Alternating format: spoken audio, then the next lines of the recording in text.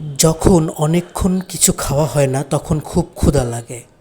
যখন আমার খুব ক্ষুধা লাগে তখন তাড়াতাড়ি করে খেতে শুরু করি। বিশেষ করে বাইরে থেকে বাড়ি ফিরে এলে খুব বেশি ক্ষুধা লাগে। খুব খিদে লাগলে খাবারের গন্ধেই যেন আরও বেশি খিদে লেগে যায়।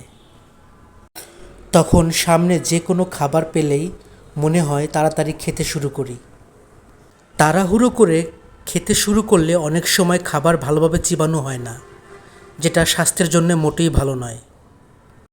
আমার মা বলেন, যতই ক্ষুধা লাগুক না কেন খাবার আস্তে আস্তে চিবিয়ে খাওয়াই ভালো।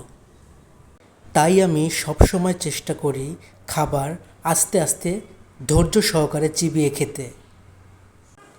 সকালে নাস্তা না খেয়ে বাইরে বেরিয়ে গেলে একটু পরেই ক্ষুধা লেগে যায়, তখন আর কোনো কিছুতেই মন বসতে চায় না। তাই যে কোনো কাজে বাসা থেকে বেরোনোর আগে ভালোভাবে খেয়ে নেওয়া উচিত।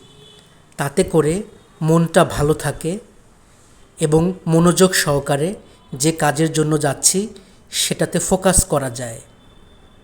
দীর্ঘক্ষণ না খেয়ে থাকলে পেটে গ্যাসের সমস্যা হতে পারে।